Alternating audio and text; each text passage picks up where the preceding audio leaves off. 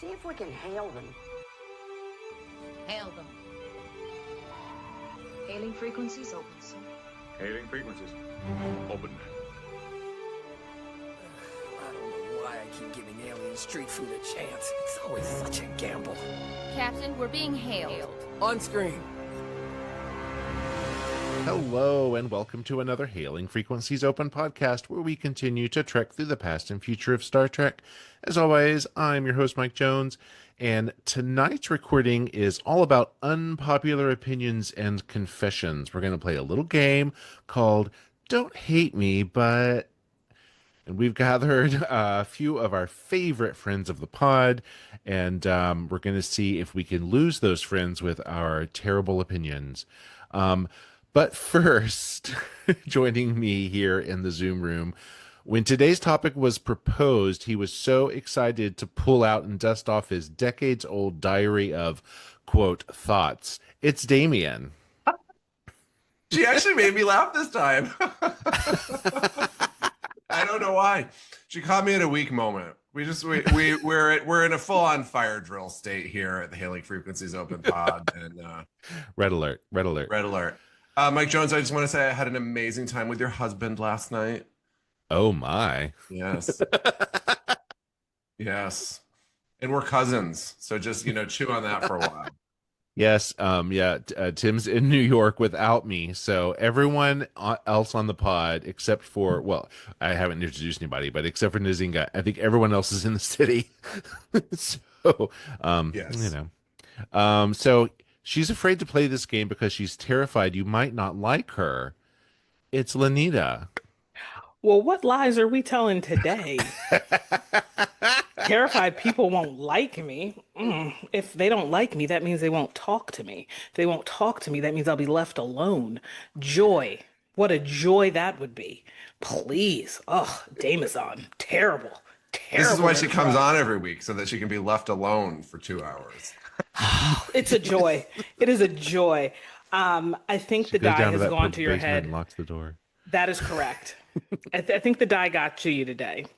We'll work on that for next time, okay? I mean, it's quite possible, because I'm going to be honest. I got out of work a little late, and it's always a scarf down food situation. But this, we were due to have our dear friend Lucy Blue Skies of Slut Trek fame, who we're all going to see in a couple weeks, and she sadly had to cancel with a migraine, and so.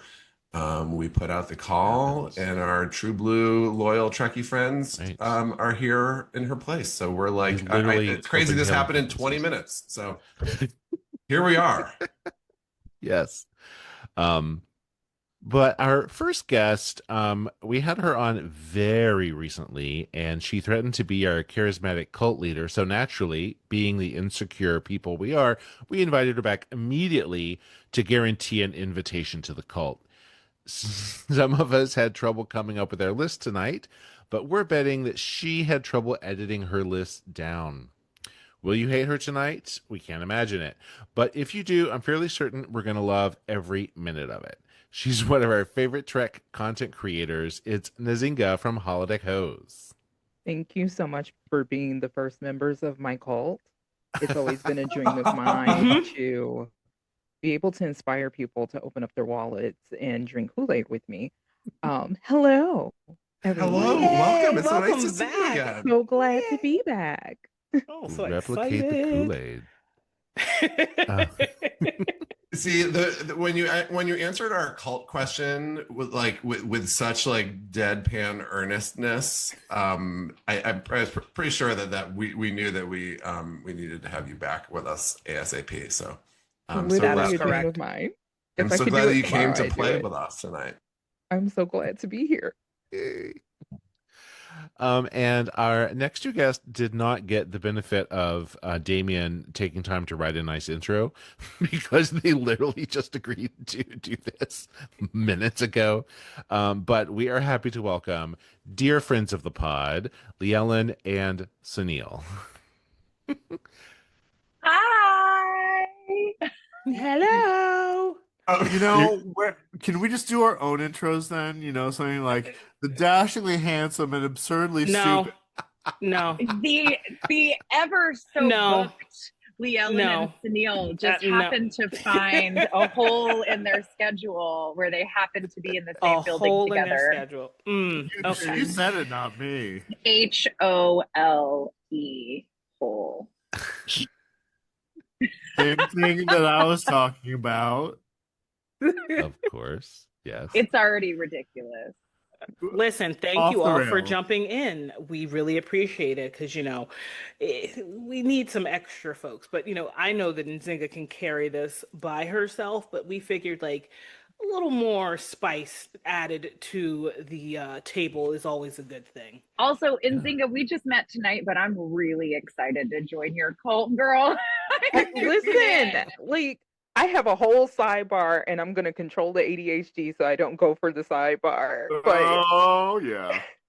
it's So, like so Well, you know that we love a bird walk, so we all have our ADHD moments here on this podcast, and it's you're at home with friends. So Yes, you're in good company.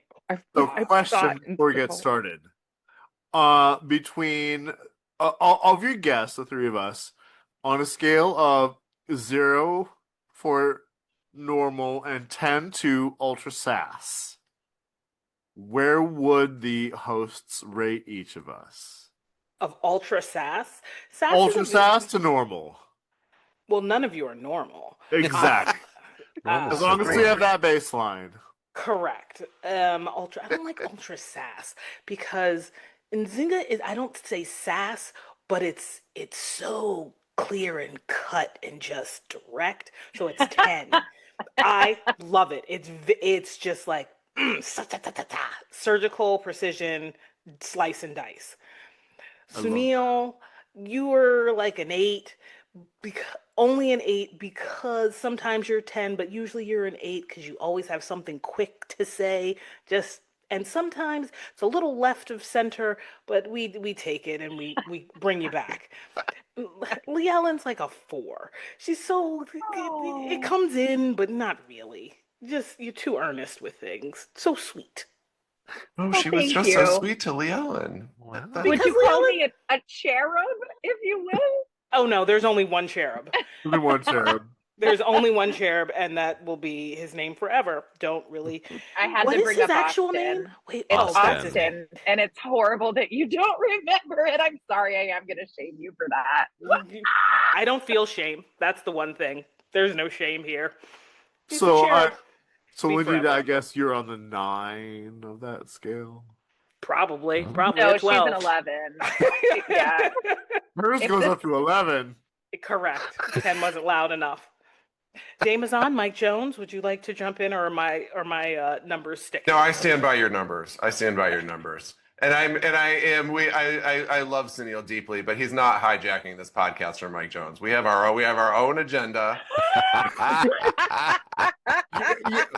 Just let me finish. I really have a lot to say. see, I feel like Sonyl Yeah, should have gotten the 10. No, I mean, no. see, that's what I'm saying. Like, No, that's let the thing, me 'cause it's- finish. Like, there's 'cause I so don't like much more I sass. can say. It's not No, sass. It's all the like sass. it's It's too not dry. It's too dry for sass. It's too something dry else for entirely. sass. Yeah. Sass comes in different flavors. I say 10s all around. I'll work on it. Leigh Ellen, a 10 for sass? But no. in what moment are we talking about is the I question. mean, okay, fair enough. Fair enough. I give you That's that. true. Yes, yes, there can be 10s, but usually it's just. I rest at a 5. I'm a resting 5. Resting 5 face. Okay, Damian, explain the game to us. Okay, so Mormons do this? What's that? Mormons? Mormons. Listen, you guys. All right, so this is my little background. Wait, are we here. serious? No, About I'm not. I'm Mormons? totally. Yeah, no. Bird walk Okay. out of the gate here, you guys. Okay. I just came back from a vacation for my friend's 50th. My dear friend, is a former Mormon, and many in Thank her you, circle- former. Thank you, former. Yes. I almost said, did they keep the underwear? But I No. just okay. No. But she's got stories, and it's fascinating. And but one thing that they do is they do these like party games where it's like all these games, and this vacation was full of them. everybody go around in a circle and say, right? And so there's this game that they play called I love this about you. I've learned this from you. But would it kill ya? So it's like good, bad, right? So it would be like, Mike Jones, I love that you always keep us afloat and steer the ship straight. I have Forward, learned how to never podcast straight. from you to the extent that I have. But would it kill you to get the intros right? Right? Whoa. Lanita, truth I there, love that that you hurts. speak in your own language that you don't bother to explain to anybody. You have taught me not to give a shit about what other people think, which my partner would probably say is moving me in the wrong direction. But okay. Whoa. Would it kill you to put on a uniform once in a while?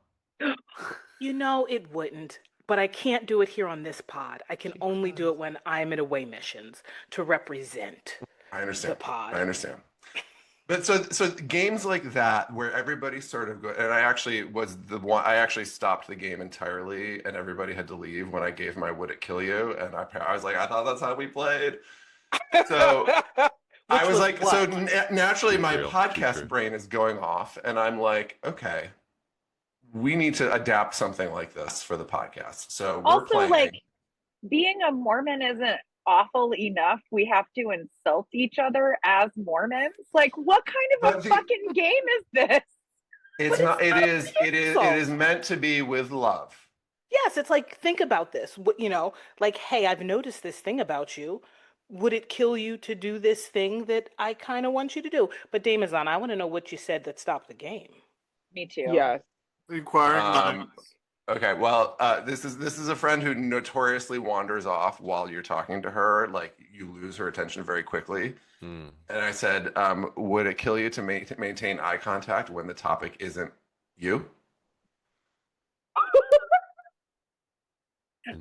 Please I was note like, I thought for that's how you anyone- played. I'm not a Mormon. I was just following what everyone else was doing. I didn't know. Please note for anyone not watching with video, everyone except for Sonyl had an open jaw at that silent open jaw where Sonyl had the puckered lip of oh my god. Yes. That All right. I So, mean, all right. My apologies facts. for going off. So, what we've all no, done. it was perfect.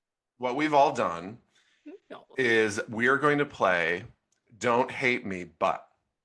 Okay. And we've each prepared 3 statements and these are largely controversial opinions or confessions or something that is, a provocative thought. And then as we say it, we sort of defend our position and then we'll discuss. And that's the game. It's not really complicated. The question is, who should go first? I think Lanita should go first. Why? Well, you know, Lanita's not prepared. Because you were looking right at me. You're right below me on my How can grid you here. tell who she's looking at? looking You're looking right at at me. everybody. I'm ready to rock, paper, live long and prosper. I don't like going first. So, look, Sunil's going first. You gonna take my fingers a second? Okay. That is correct. You're And going he's first, Sonyl. You're going first, Sonyl. All right. So don't hate me, but Riker and Akona 100% should have had a thing on screen, but probably did off screen. Oh. Okay, so you're referencing, all right, if anyone didn't catch this is season 2 episode, The Outrageous Akona.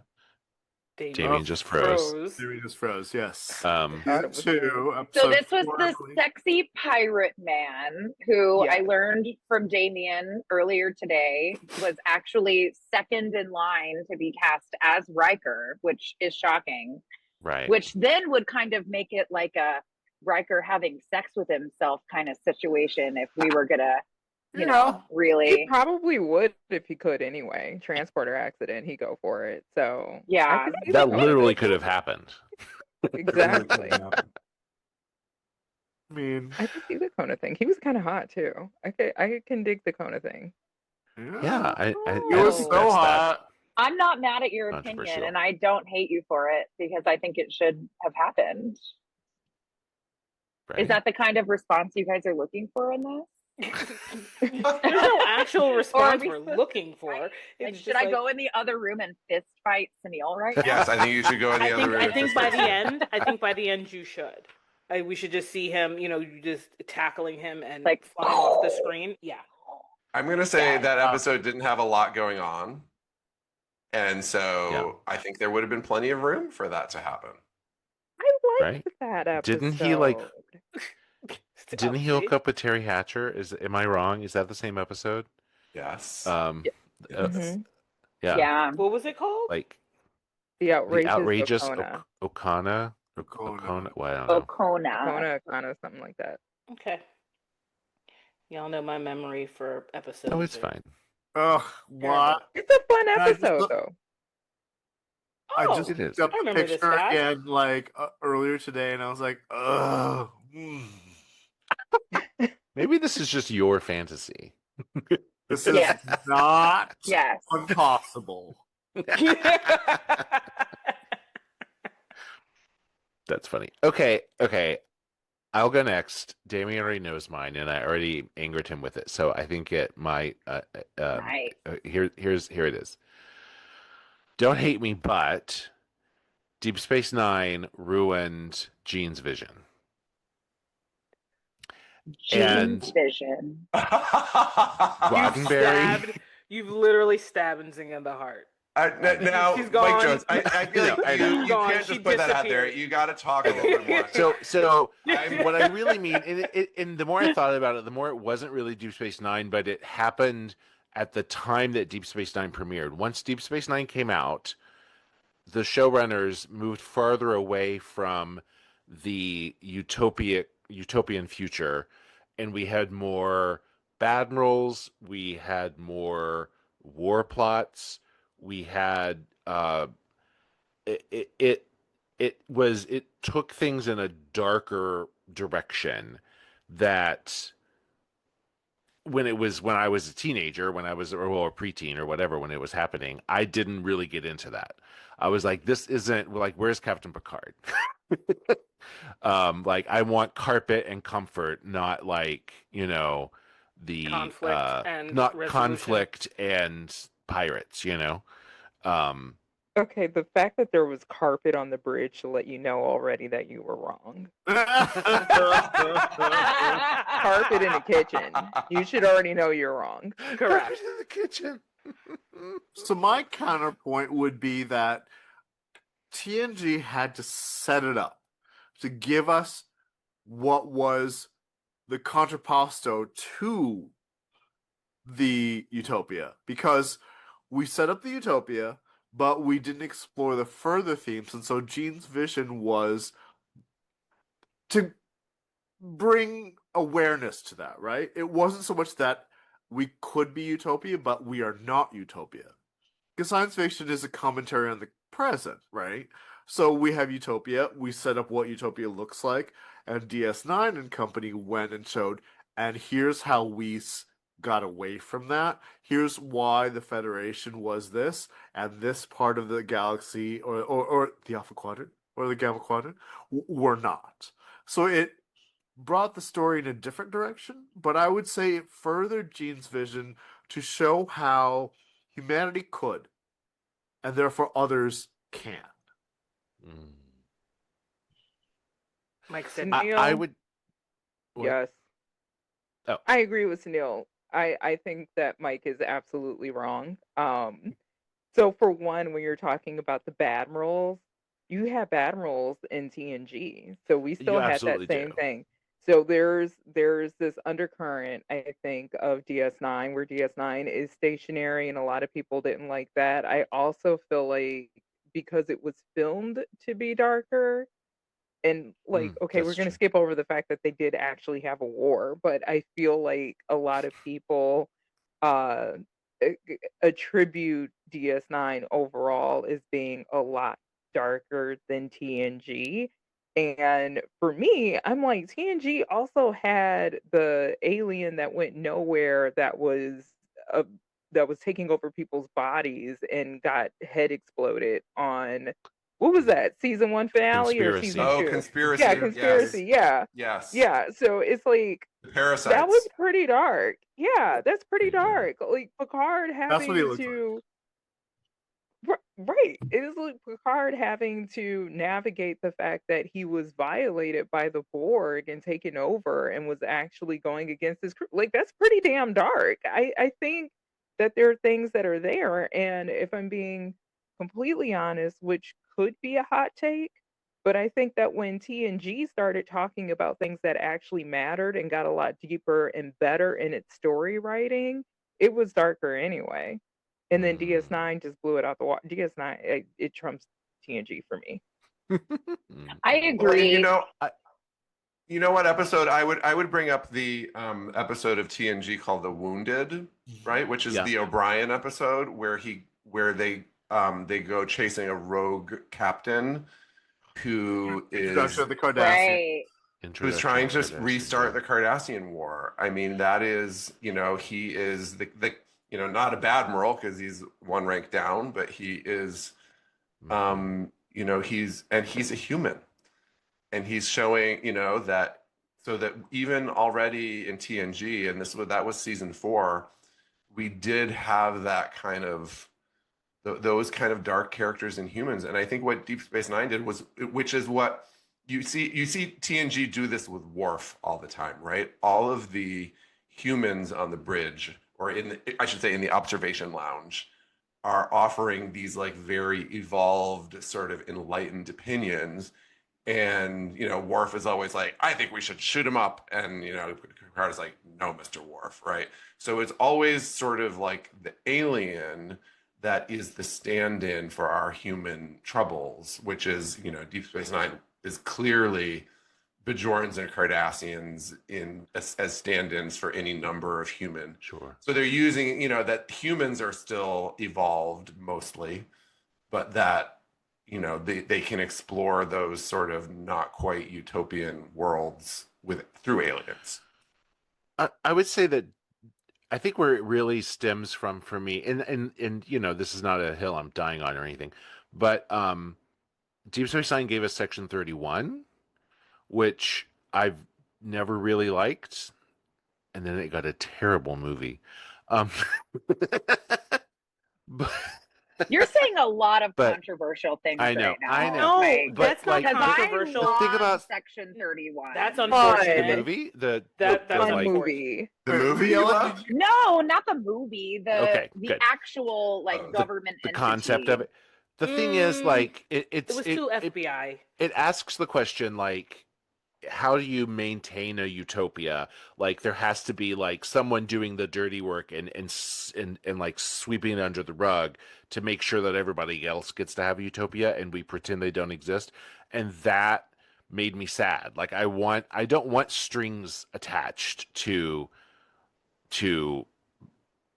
But it the- makes it more believable as a utopia at all, because Sure.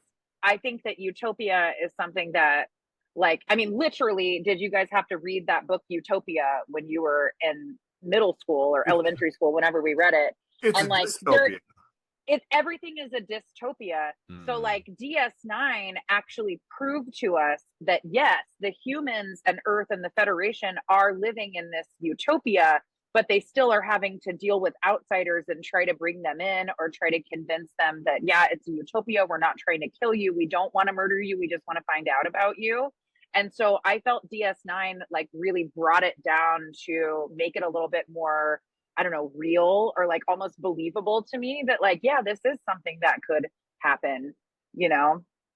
I agree with that. I totally agree with that. I think that DS9 kind of took it from, Candy Lane to everything is just great and we're just traveling through space and nothing ever tries to get rid of us, which, by the way, we still have to think about it even with to Leigh Ellen's point. DS9 was trying to have this whole diplomatic conversation between like the Cardassians, you have the Bajorans, you have the wormhole that everybody is trying to get control over. So they're actually working towards this diplomatic relation with other species, which I think is very realistic, just because you have that utopian feel or everybody gets along on Earth, which they do not. And that is also shown time and time again throughout Trek, that there is still some form of discrimination against other species that are within the Federation, even.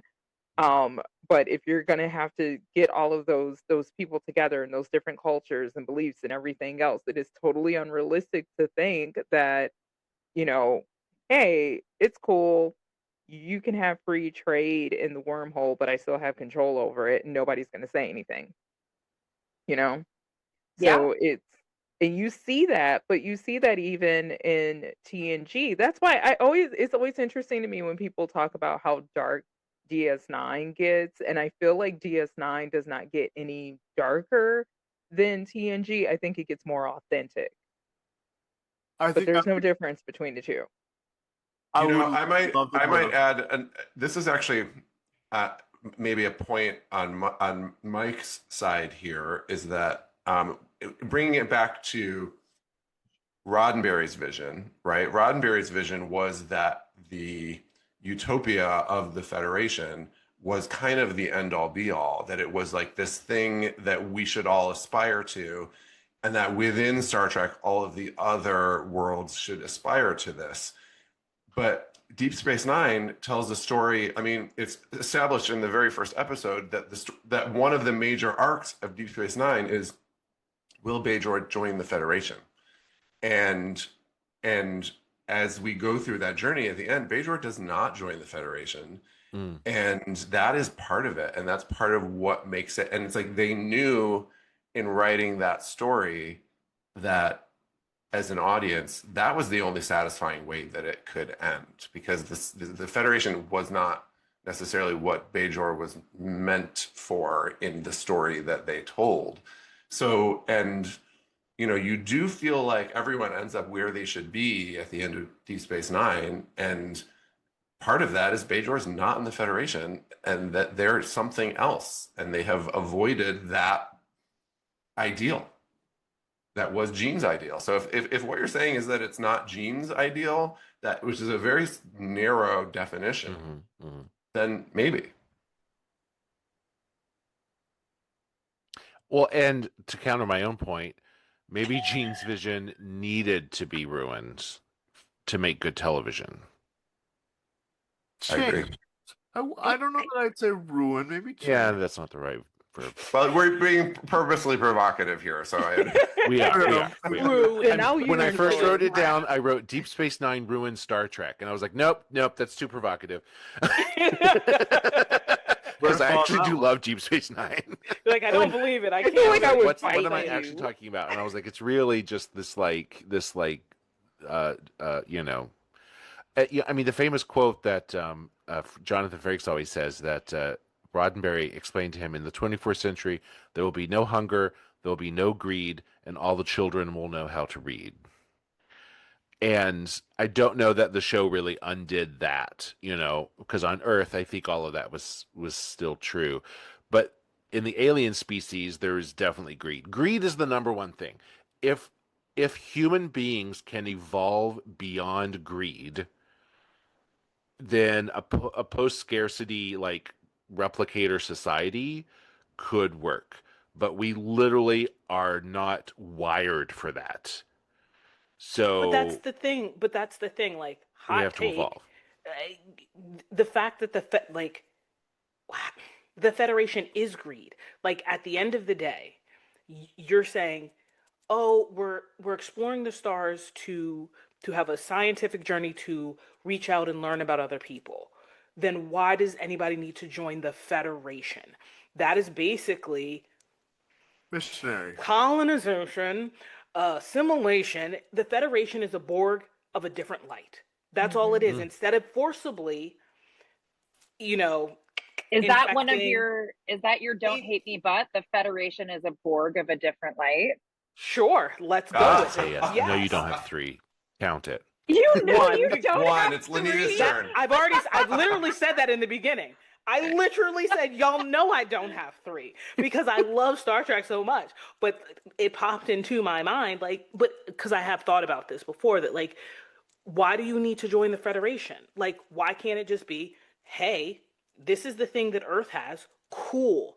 And then the Vulcans have their thing, and we just, it's like the United Nations, but not really, because the Federation is like, you have to have follow our rules, processes, and procedures. Why? Bajor was like, nah, y'all aren't But for us.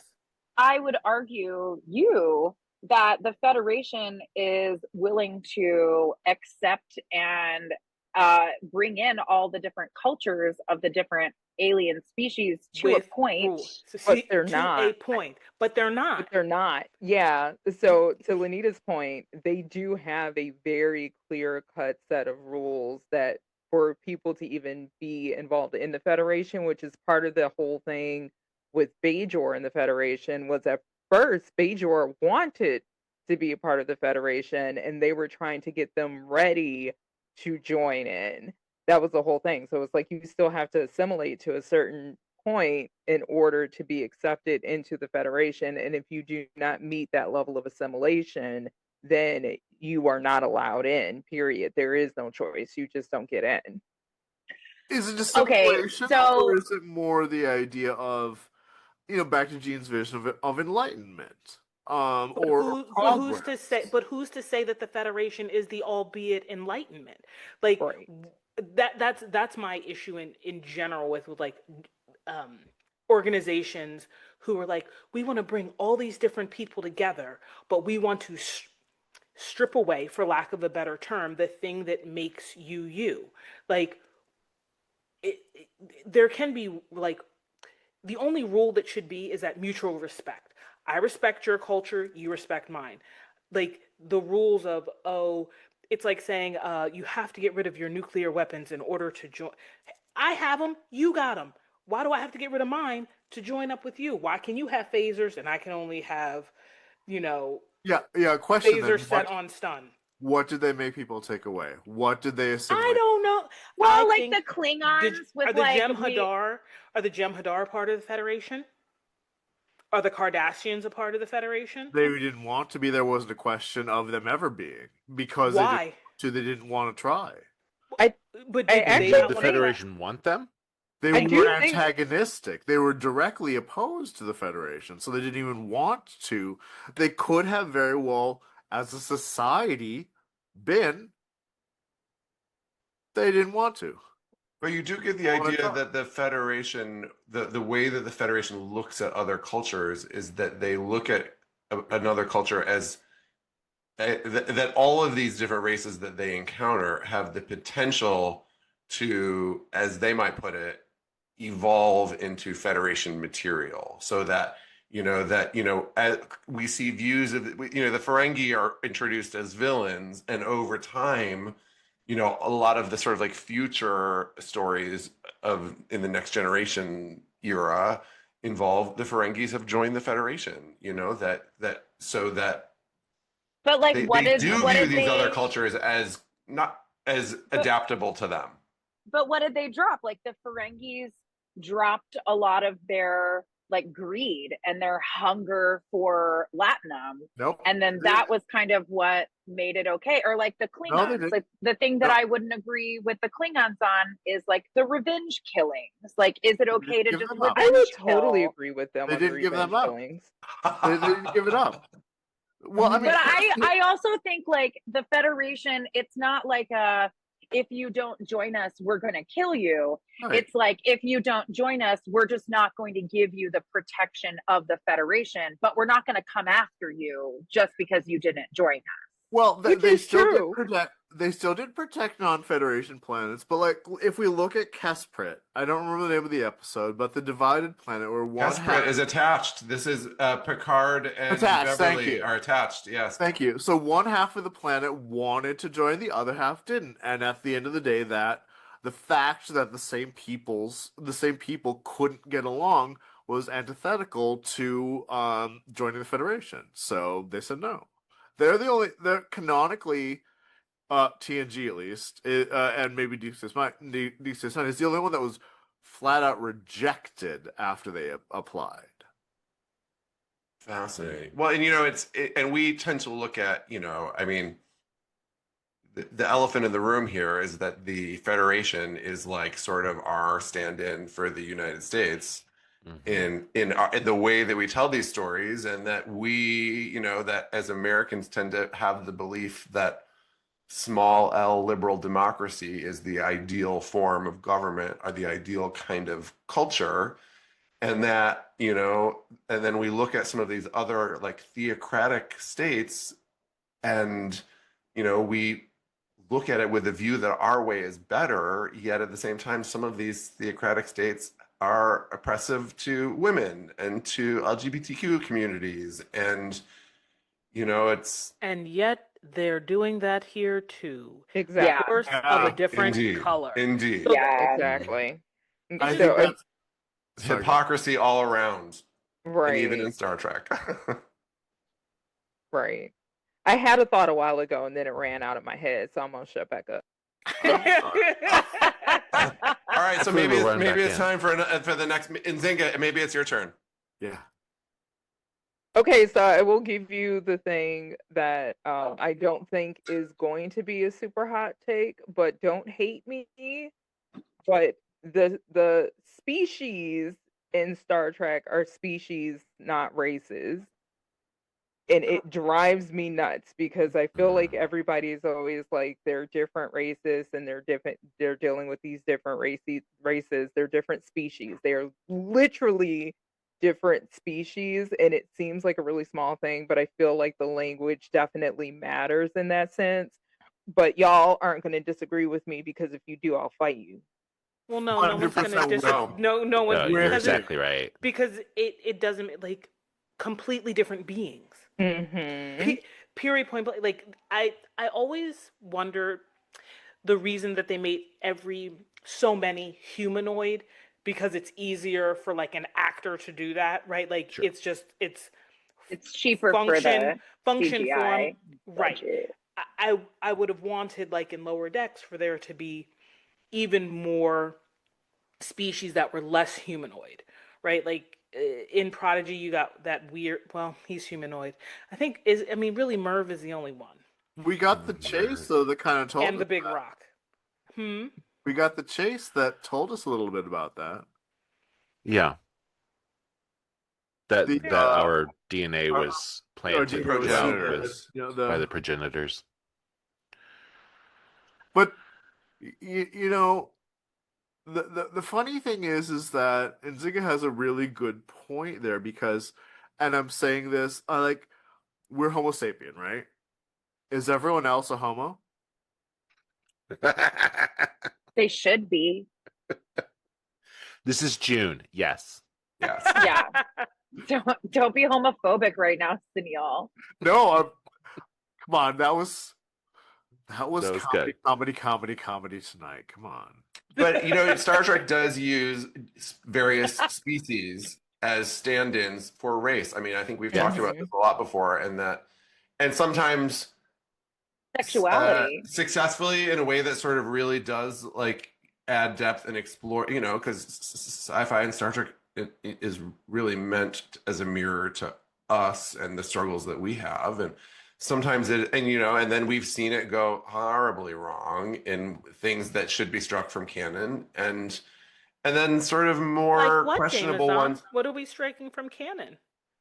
Dun, Code dun, of honor. I mean, I dun. think we've covered this. Nzinga, It's like poking the bear. I was curious. Nzinga, did you notice like specific times when they said races instead of species, like that they're like bringing this up? Yeah, so just in regular conversation. So even in this conversation, people are saying like different races, but it's really I did it different earlier. species. Yeah. Yes.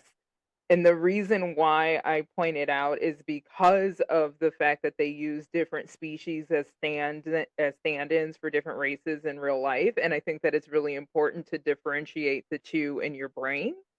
And language trains you. Language, how you use language, the way that you describe things can train you into subconsciously seeing things. And it's really important to me because, to Damazon's point, you have the Klingons that were once a stand-in for, supposedly Asians, and then they were the stand-in for Black Americans, and they were super aggressive and short-tempered, short-sighted, and just really reckless. And it's when you have people that see that, you're subconsciously internalizing the fact that Black people are short-tempered, angry, aggressive, all of the things, right? And so it's really important to put it into a frame of, this still is not these human beings, which is why I say species and not races. And it is not just here, it's everywhere. I listen to different podcasts. I've been on different podcasts, and people say it all the time. Well, there are different races that are here and different races that are here. And also, I think that it might kind of show a little bit of a subtext of people believing that different races are different species in a way. And they are not. So Yeah. it's the thing with language. I hyperfixate on language sometimes, and I hear it all of the time, and it's like, you guys, it's wrong. It's a different species. Love I was trying to find a quote from Encounter at Farpoint earlier, and I found it to debate my own point earlier. But anyway, that Q calls humanity a dangerously savage child race. Like, he says race, you know what I mean? Sure does. Like it's not just the fans doing it; it is written in there. You know what I mean? Like, but he says humanity, he says is that humanity. there's the human race, right? And then there are different species outside of the majority of the people on the bridges of except for Spock was the only other species on that bridge, right? And then you get to TNG, there's only Worf and Troy. Oh, but Troy, right? She's half Beta Z, but there's no prosthetics. Correct. She's the quadroon. Black contact lenses. Oh, that. Oh. I'm gonna get yelled at for that one. I'm totally joking, you guys. There's no yelling. That was perfect. What happens in what was that? I'm not gonna repeat it. You are. Nzinga said that she was a quadroon, which I love, and which is perfection, because do you know what that is, Sonyl? No, I don't. I don't actually. I'm referring to a TikTok joke. Well, a TikTok. It's a thing, but okay. I do not know the Tic Tacs, so please. Oh my I actually messed up God. my own joke. It was supposed to be Octoroon. It was the Octoroon, I think. So there are different divisions of classification of Black people. Back in the day, it was like you're full, you're half, you're octoroon, which means you're an eighth. It's the whole, if you have a drop, the single drop rule, and yada yada yada. But okay, I knew that part of history. I didn't know that there was terminology. Language. It comes back to language. Yeah. I know of a couple of the terms which I shall not repeat, but I will. But I didn't know they were like. Okay, got it. I am educated. Thank you. Forgive me for asking you to educate me. I had no idea it was like that kind of a thing. No, are we on Leigh Ellen? Joke, but it is a thing. Like I said the joke because I knew Lanita would get it. and it was for me. Don't worry. It was one of those. It was for me, and I also it was an accurate description, but correct, and that's why I left it. Leigh Ellen, look, we're gonna help Sonyl not turn Breet red anymore. Leigh Ellen, what's your hot take? I think I'm gonna go with my most controversial one first, which is gonna make a lot of people mad. But I think I might give a little bit of the explanation first.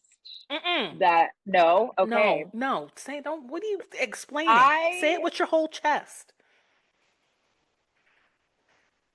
I like Enterprise a bit better than I like the original series. Oh. Okay. Oh. I will now explain. Thank you, Lanita, for saying why. I have been rewatching quite a bit of Enterprise for my own podcast, which probably by the time this episode comes out will still not be released. But in going back and watching Enterprise, I find it hard to go back and watch a lot of original series episodes because I don't know, my attention gets drawn elsewhere.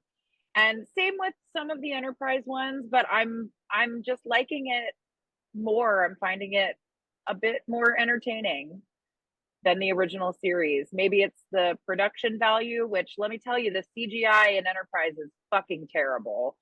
But also the CGI in the original series is fucking terrible. There was none. There was none. Here's the question. When did you, since you're rewatching Enterprise, when did you first watch TOS and watch Enterprise? Is that where, because you watch stuff before your brain about can see. 10 years ago is when I first watched everything Star Trek. And we started in release order. So we started with TOS and watched TNG, actually TOS animated series, TNG, then Deep Space Nine, Voyager, then did Enterprise, then moved to Discovery. And I've gone back and I've rewatched the original series since then. And not all of them keep my attention. So there's toxic masculinity in both series. And I'm finding the toxic masculinity to be quite a bit dialed down in Enterprise, even though everyone looks at that series, including myself, as the most toxic masculinity of all the Star Treks. I'm finding it to be quite a bit more dialed down than the original series. Let me ask you this. I'm curious why you chose to frame Enterprise with TOS as opposed to with any. I mean, there's any number of good reasons. I'm just curious your thought process. Why compare those two? Because I do feel like those are the two with the most toxic masculine leaders and like bridge crew, if you will. The least amount of women voices. Both of those series have the least amount of women that are not just like, dancers or naked aliens or whatever. The other series have like fully formed female characters and fully formed female stories, but TOS and Enterprise really don't. And so I think that they both kind of sit in like a little pocket. Weird masculine pocket together. But I am finding that maybe because Enterprise is, 30 years in the future, like from when the series was made, or what is that, 40 years? Because I guess that was 2001 versus 1960. But I don't know. I'm liking Enterprise more, and I'm finding it to be less toxic masculinity than the original series. When I went into the rewatch being like, this is such toxic masculine bullshit. I don't want to fucking watch Scott Bakula like put down women all the time. But I mean, really, like, even though Kirk wants to fuck everyone, he still sees women as sex objects, and kind of everyone on the ship sees women as sex objects except for fucking Sulu. Now, here's a question. I guess this is a two-part question. Okay. Are you grading these? To what extent are you grading these shows on a curve based on the time in which they were made? And to what extent do you feel that you need to, or does that matter to you? I guess I'm not really grading them on a curve. It's more just kind of how I feel about it, which is why it's like, don't hate me, but this is how I feel. I'm not mad at Leon's assessment. And I think that part of it could be TOS was finding its footing, just like every Trek has had to find its footing at the beginning. But Enterprise had a lot of history to stand on, so it found its footing a lot faster. I mean, show me an episode with like a full female storyline in either of those series. Oh, that Which I maybe wasn't gonna, See, I mean, I wasn't going to touch that part. I just meant in terms of like the finding it more enjoyable to watch and finding it more finding it more cohesive. Maybe that's the only point I was talking about. Not which the I don't even know if I would call Enterprise fully cohesive, because there's some episodes that I'm like, what the fuck are you guys doing? This is insane. But I feel, I don't know. As but a does it not woman- seem more egregious to you coming from the early 2000s as opposed to like the late 60s? Because they ain't no shit in the late 60s. I mean, they did, but they didn't. Versus 2001, That's a good question. Something to chew on. I always push back on that for the simple fact that women were still talking about that stuff in the 1960s and people just did not listen. They didn't listen. So it was like, okay, early 2000s, you know, early 2000s, I feel like it wasn't really too far off from the 60s, which I know might sound insane to say. It doesn't. Well, geologically speaking, you should zoom out the perspective. It's not Which that is far true. later. Yeah. Which is true. And it's like, what, even with like all the conversations that were happening and everything else, it's like you have, you know, people that were growing up on 80s movies that were in their 30s and 40s in the early 2000s. And then it's just like, there's like a whole chunk of like 80s to 90s that's like WTF Batman. So I mean, like, to that point, like it's 100% like, you know, in like the 2000s, like still appropriate to swat your secretary on the butt. You know, Yeah. things like that. No, You're literally. absolutely right, Nzinga. Yeah. So I don't think that there's really that much progress that people try to lie to themselves that we've made, being honest. You know, But at least there's another woman on the bridge in Enterprise. There was only one in TOS. Right. One at a time. If she had the day off, it could be someone else. But yes. Sometimes Gilbert Ryan's on there too.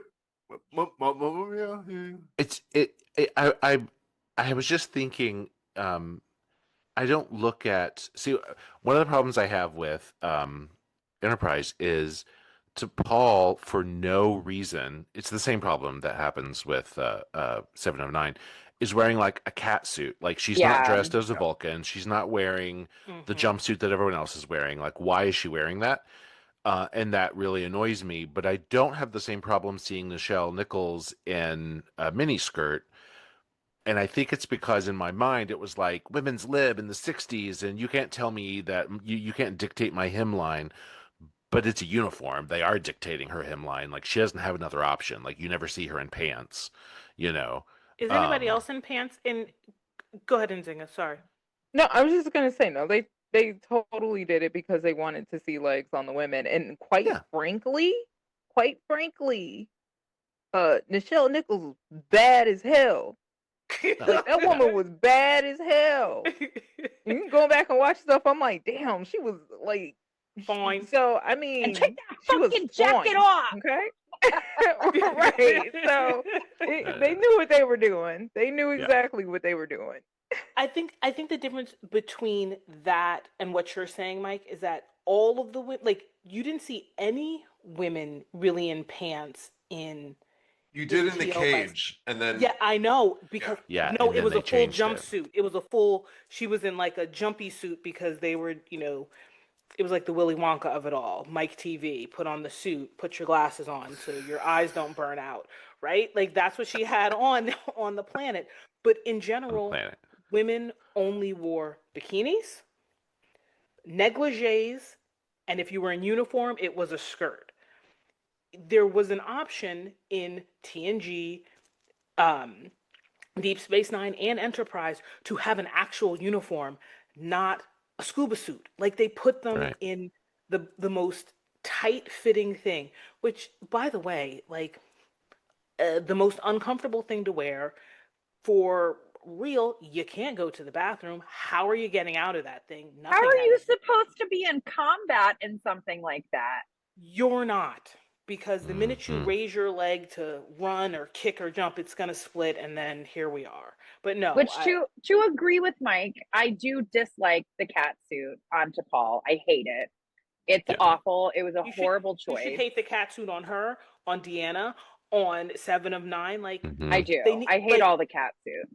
I also hate that Deanna wore a fucking... That's Mike Berman. That's all fucking that? Mike Berman. What was that dress thing? Rick Berman. Sorry, not I was Mike gonna Berman. say. It's like, Sorry. I was looking accidental at Mike shade, and I Mike. was still angry at you, I guess. I would like to really, really, really, really fixate on how they were really bad and mean to men with the scant, though, in TNG. Let's fixate on that 5 seconds. They were mean mean to them? by cutting it after the first episode? right. Yes. You better just believe mad that this they is a don't scant continue wearer to wear right here. scant? The scant should have stayed. Neil loves a man in a scant. Literally and figuratively, so it's okay. I feel like I'm going to assert my turn, right? Yeah. Has Yeah. everyone Yeah, gone? your Go for it. turn, your turn. So don't hate me, but I am starting to question things that Star Trek teaches us about progress and technology, especially as relates to some of our most beloved characters like Data, the Doctor, and even Sam. Can you expand on that? Hold on, Leah. Start with the last one first. What are we talking? Exactly. I was like, not Sam. Like, start there. Yeah, not Sam. I think that we have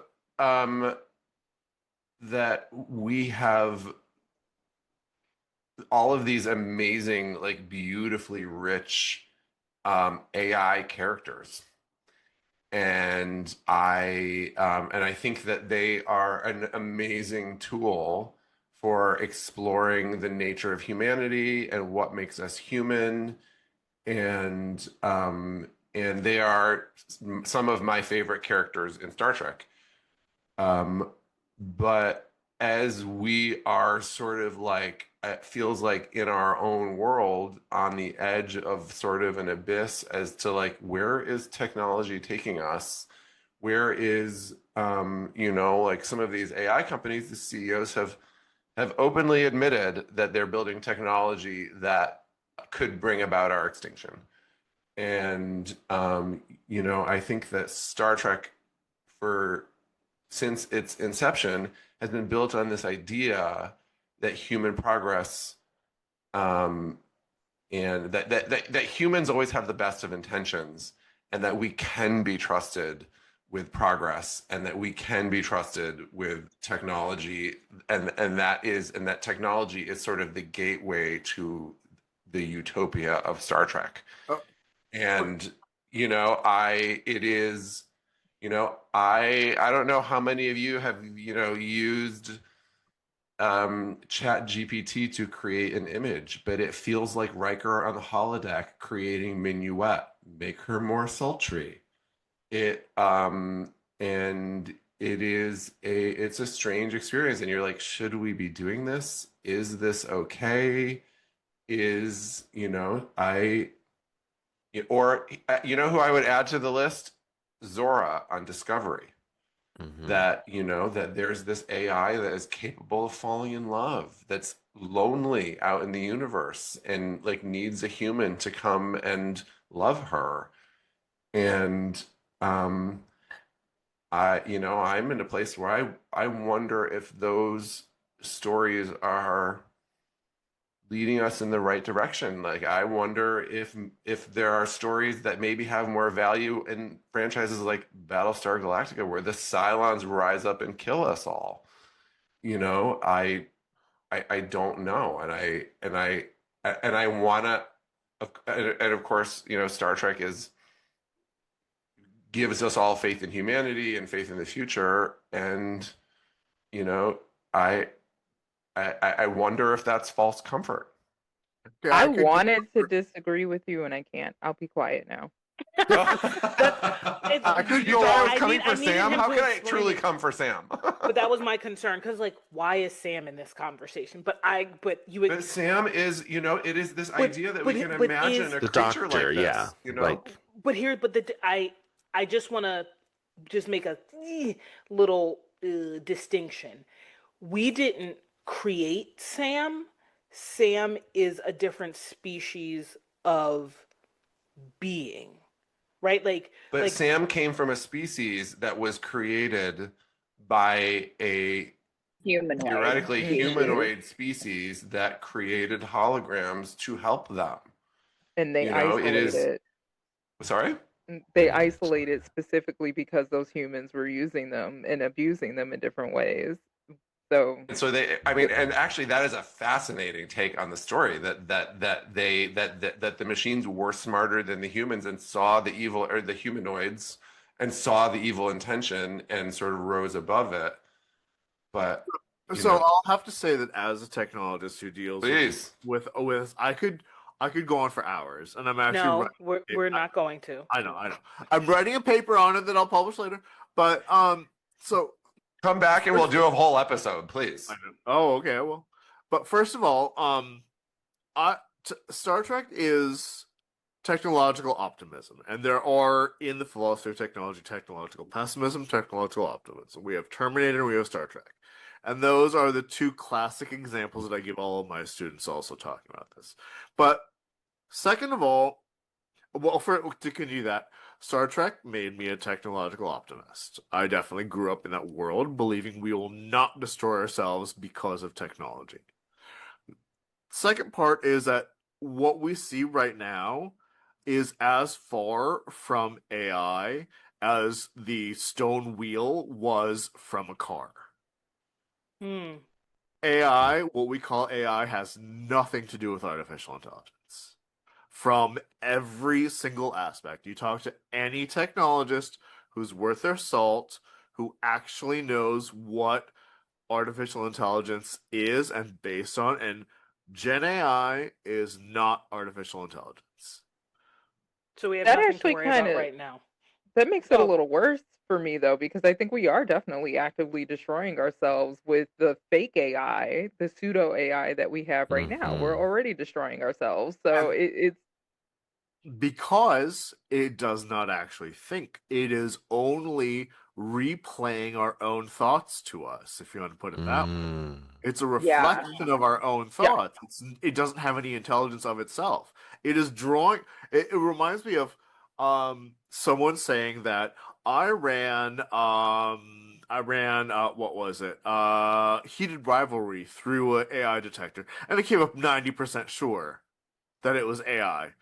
Number one, it was published way before Gen AI was on the market. Number two, Gen AI was trained, and neural networks before that and machine learning were trained on novels and a lot of romance novels. So it was literally picking up on the source material. Gen no, AI, and I get that. Yeah. Yeah, I totally get that, but that's what I'm kind of saying though. Is like it's a little terrifying when you really think about it because and I've always said that. Like I've said that to other people where it's like, you know, I put this in and I got this answer and it's like it's reflecting you back to you. Like and not only is it reflecting you back to you, but it's reflecting the baseline of society back to you, which is also kind of scary. But when you think about what they're saying with like Gen Z right now and Gen Z actually being less intelligent than all of the generations that came before them because of the tools that they're using, right? Whether or not the AI is real, the reliance on the tool is what is destroying humanity. Yeah. So I mean, I mean, at this point, I'm all for real AI. Let the Terminator come and take us out. You know, like How let the jungle how's have our it. start? He might have to. It's Let the Sunil. jungle I have think it. you made me feel a little bit better because I know where Damian's coming from. So I watched this episode of some reality show, like I don't know, My Strange Addiction or one of those. I don't remember. Ooh, And who was this he in love woman with?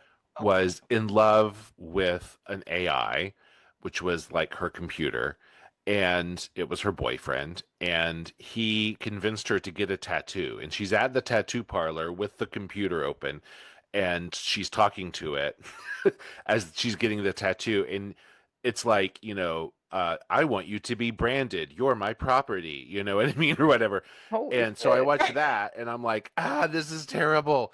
And then I watch Measure of a Man, and I'm like, oh no, is data terrible?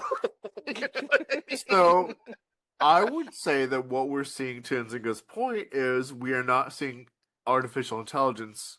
We're seeing a mirror.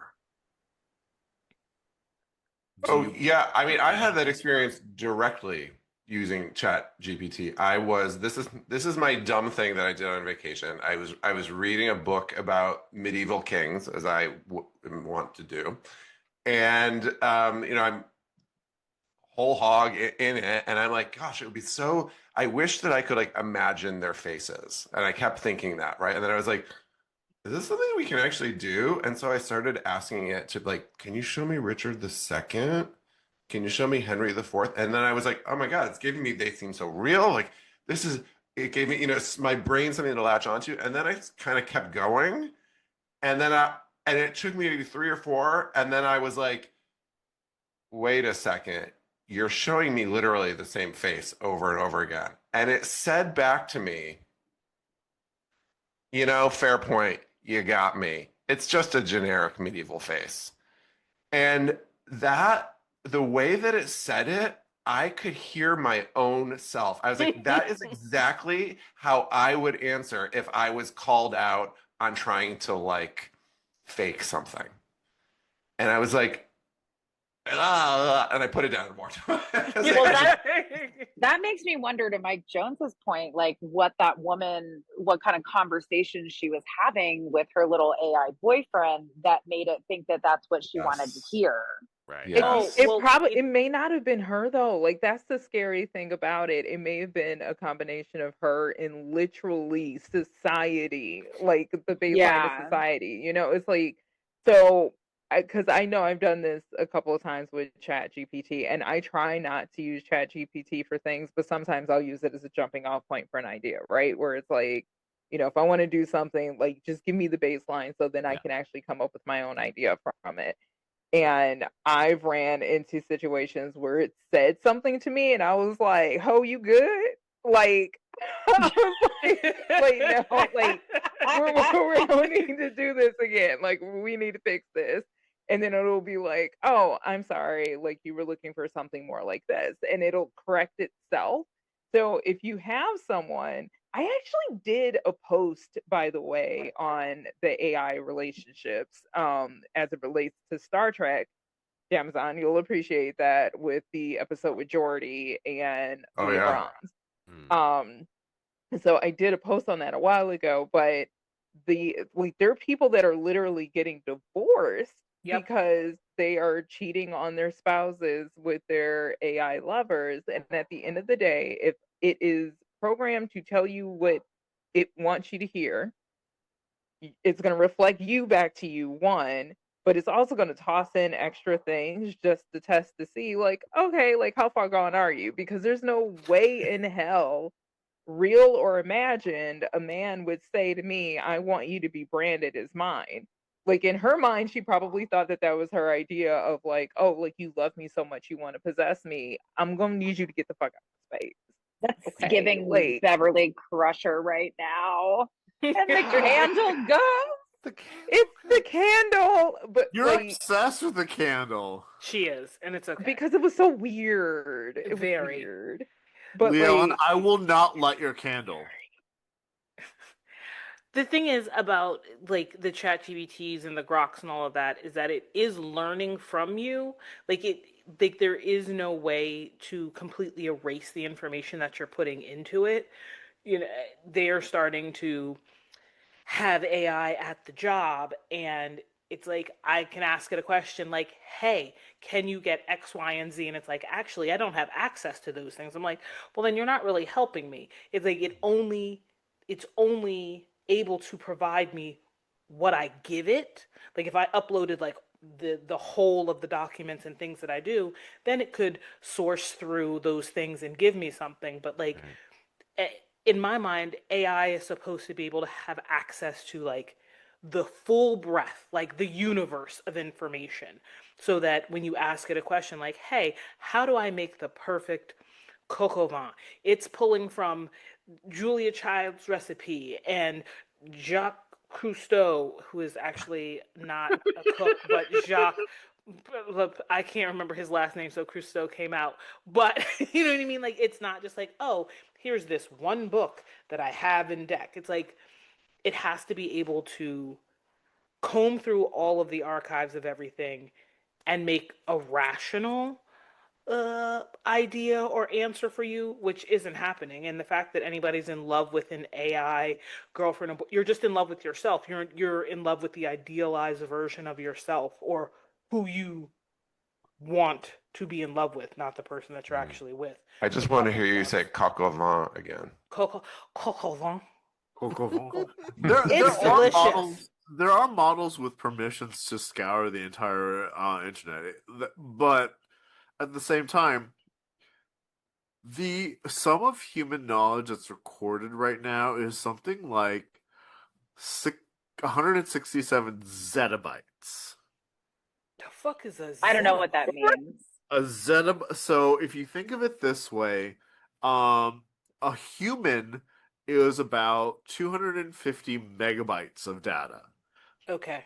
I know what it We means. would have to cover the planet twice with people in order to reach the amount of human knowledge, the amount of data that is recorded on hard drives around the world. That's a lot. How of many data people are there on the planet? 4 billion? 8 billion? 7 billion. 7 billion. Oh my God. So they don't know. So it would take 14 billion people. No. I'm just like, just honestly. So you're saying like 14 billion people's worth of data to equal what is actually recorded. That's wild. Well, and the thing, oh God, I'm gonna keep it in my head, but Sonyl, I would love to have a conversation with you on, because I need to understand how they came up with 250 megabytes. What was the process behind actually creating the unit of knowledge to megabytes? Like how like I would want to know that. And then the other thing that I would really want to know, that I think is what would be stopping us from even having the technology to be Terminator level, right? It's like, where do you store all of that data? If all of us have our separate hard drives, like that's one thing, whatever, blah blah blah. But unless you can find something that could connect all of that information together and actually have it be able to be shared and transferred at a fast enough speed, you're still stationary. Like, it's still on my hard drive here, right? So it's that, to me, seems like it would be a self-limiting factor. So maybe we don't get destroyed that fast. Quick answer on the first part. That's the literal data encoded in our bodies as DNA. So it's not neural memory. It's not knowledge. Okay. Right. Okay. So that makes it more physical and concrete, right? So I mean, we're more than the sum of our DNA, but the pure fact that we're writing lots of ones and zeros that like outpaces everything about us is it is the factoid to take away. I can dig it. It's pretty cool. Okay. Well, Sonyl's coming back. Still want the Terminator. Yeah, the Terminator would be fun. Can we get the Metal Man too? Can we get the liquid metal man? Yeah. Could you imagine that with TikTok today? It'd be like, oh shit, look what I just saw. Like, and if I do this, everyone's gonna know what I mean. Whoa. Correct. It's great. All right, so I feel like we're not going to get around two more times. No, we'll get around one more time. It's cool because we didn't all come up with 3 questions. Amazing. Good. Okay, I had a better throw it in. question. Oh, go. Then you go. Okay, so don't hate me, but it is Barclay, not Barkley. I got destroyed on my on my pages, and also I hate him as a character. And so I got absolutely destroyed because everybody was like, "It's Barkley, it's Barkley." They say Barkley, but they spell it Barclay. So the creators don't know how to spell. 1, 2, he is a creepy McCreepster, and nobody can change my mind. And everybody tries to say, but he brought back Voyager. He was still into his little holodeck games, which is the basis of his creepiness for me. He was not safe for women, period. Point number 1. I do not hate you for that at all. At all. I actually fully agree with you. Number 2 I'm going to fully agree with you, but I'm going to say that I appreciate that they were willing to bring in a flawed character. That they, you know, and I think that this was, and I don't want to like go too far out over my skis here, but I feel like the holodeck. I think Amazon, that is one of the whitest things that you've ever said on this podcast. I don't want to go too far over. You know, the funny thing is, I don't even ski. I can't ski. I don't want to ski. Like, my God. I'm sorry. Continue your thought. I was like, what? And the thing is, Mike Jones, why does your computer keep zooming in on your face when you have emotions? Because he's got some sort of like. I'm sorry. I'll turn it off. It's a zoom feature. Okay. No, but sorry. I feel Continue. like the holodeck addiction episode where we first met Barclay, I'll give you that. Barclay. No, I'm actually on pause. Barclay versus Barkley. Well, I'll go to Edinburgh and Worcestershire and have to disagree. Okay, look. I said Worcestershire, and it's gonna be Barclay. Just saying, it doesn't always match the spelling. But that I feel like that episode was intended for one of our 7 hero characters when that first came out, and they invented a new character around that because they didn't want any of our heroes to be flawed that way. Is that true? Well, now I want to look it up. So somebody, That's your theory. That's the Hey, theory. ChatGPT. Yes. We're not destroying the planet for a single question. No. I have my Larry Nemechek companion. Yes. Everybody stop talking for about 10 minutes while I look it up. I appreciate that a character like that exists in Star Trek because I think that was a reaction to people realizing like everybody is a little too perfect here. And I think you're right. I think that whatever he did to help Voyager was done because he still had his hollow addiction and he just managed to. It's not the hollow addiction that bothers me, it's the fact that he is not safe for women. And so That's a creepy lech. first go around, he is a creepy lech. So first go around where the hollow addiction is first uncovered. He has his crewmates. He has his female crewmates in the simulation feeding him grapes and like rubbing his head and treating him like he's a god. It is very sexualized. There was another scene in there too that I could barely remember where I think he was like flirting with Deanna, or Deanna was like all over him, like, "Oh my God, you're amazing!" Like, weird. I am the goddess empathy. Right. Cast off your mask. Right. Just weird. Those were unnecessary writing choices. And then at the end of that episode, because everybody's like, "Oh, well, he's working through it." No, he kept one of the holodeck programs. He did not delete all of the programs. And that was supposed to be part of the redemption arc was, okay, but I've deleted these programs now, right? He doesn't delete all of the programs, which again are using his female castmates in very sexualized ways. Creepy. And then when he pops up again, he damn near destroys everybody because he is like, "I want to be better," and he's super entitled and gets big brain. And then we see him again in Voyager, because I feel like there was another episode in there, but I cannot There's the stand transporter this ghost episode. It's very okay, yeah. See, I just forgettable. I want can't remember it. I would have thrown him out of airlock. But like then you have like the whole Voyager thing where he's still on the holodeck and it's not sexualized, which is okay, but it was definitely a reminder to me that he still had that one other program that he didn't delete. And every time I Yep. see him, it gives me creepy vibes. And I got crucified because people were like, "You just don't like weird people that are shy." And I'm like, "Hello, I am weird people that are shy. What are you talking about?"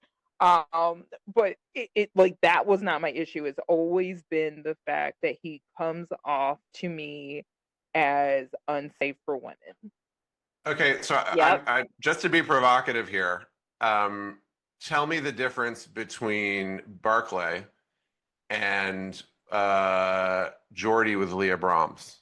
Well, So- number one, number one, Sure. not a person that he sees every day. Historical figure. It's not. It's like me creating the porn with you and your coworkers. I see. Well, Damian's fucking frozen again. Like it's like he's literally working with people and sexualizing them behind their back and having inappropriate interactions with the likeness of them. It's like we talk about people who stalk people, who have parasocial relationships, who create content like now this I think creating AI content with people that they don't know or they want to get to know, or a girlfriend that they had that broke up with them. Like, it is unsafe. It's like it will lead to, it's like the gateway to leading to actually attacking someone because you are so far in this fantasy of we're on the holodeck. Oh, you really must like me. Next thing you know, down a turbo lift, you've got, I don't know, Deanna propped up against a wall. Like, what are we talking about? Yep. He's Yeah. gross. Like, it's gross. It's the difference between like me having like making some video or something about Pedro Pascal or someone, and then making a video with all of the people from my job that I see all the time.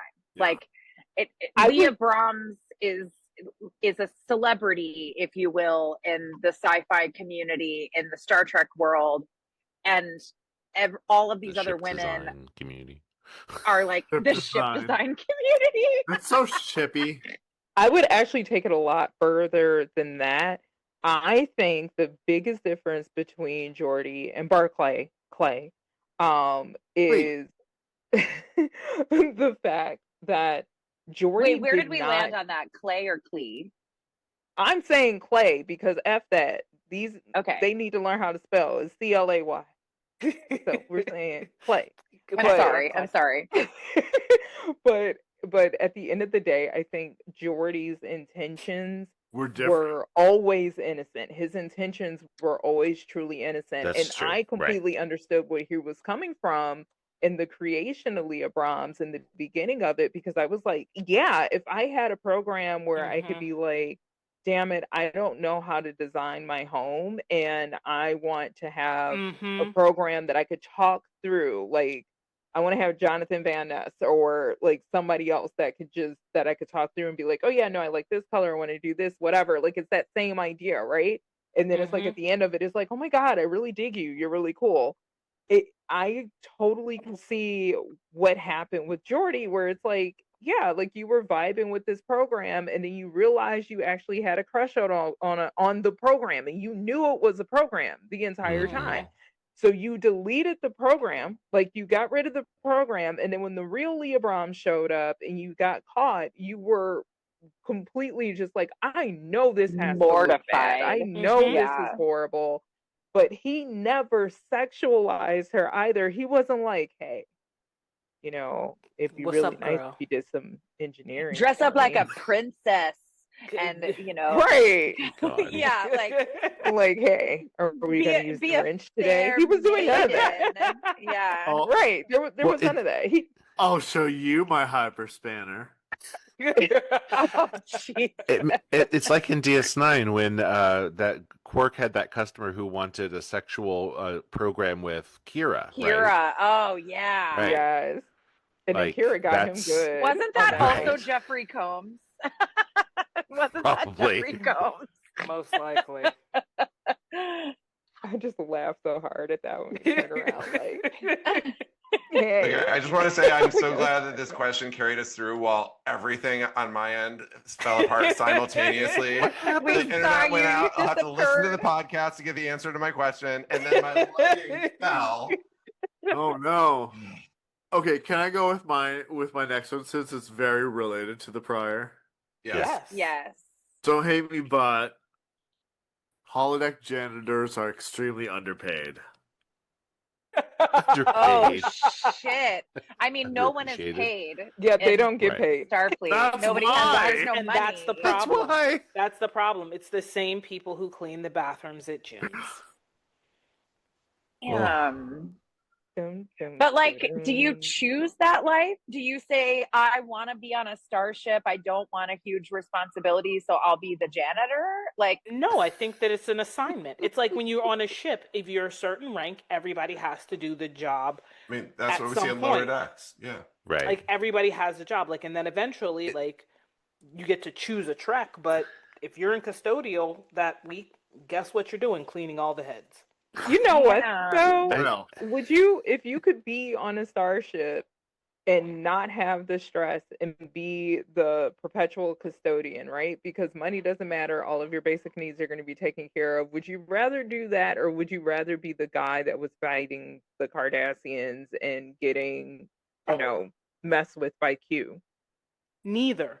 I would want to be a Dabo girl. I'd be the nerd. I mean, wait, I already am. I'd be I'd be nerd in the 21st bartender. century. You can't. Quark's The already bartenders, doing I think about that, and in 10 Forward, those like people serving drinks. I'm like, what are you getting out of this? They get to be on a Conversation. starship Fentanyl. and they don't have to go fight anybody when the trouble starts. That's They're true. just having conversation. And we Yeah, talk- they're just they're hearing the stories of the crazy shit that went on, but they There's didn't have to always actually get involved. I'm sure there's a the teenager that episode like Lower Decks. They talk with one of them. One of them's their friend. Yeah, that's true. That's true. Sorry, Nzinga, I cut you off. Sorry. No, I was accidentally cutting you off, but I would imagine that there's probably a teenager out there that like robs the teleporter too. Like, it's like every 16-year-old at some point, you're just like, I'm just gonna sneak the car out. They probably like teleport themselves down to some random ass planet or something. Like, I That's could totally hilarious. see that. But the problem I can is you see have that. to make sure that the starship is still in the same proximity when you get back. Because think about how many people are they teleport themselves somewhere or transport themselves somewhere, and then it's like, whoop, you all went into warp. Do they do a systems check? Do they check all the souls like on a cruise ship when you debark and they Probably make sure that everyone's not. back on the cruise ship? And sometimes, guess what? You don't make it. They said be back at 2. You thought they meant 2:05. You're watching that ship sail away, and you're left in Curacao. I'm sure their parents would notice. I have to confess, this is totally a birdwalk comment, but You got left by a I cruise ship? loved watching YouTube videos of cruise ship like That is running correct. on the it's so funny. Love it. Hauling ass with packages, trying to Right? make it. Oh my And then it's God. always like people like gonna happen. on their balconies being like laughing at them.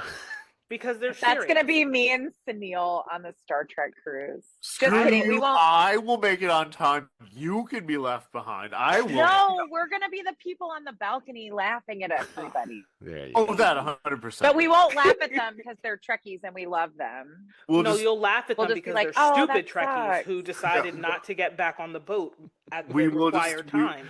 Don't hate me, but Lanita just called all the people that are gonna be late.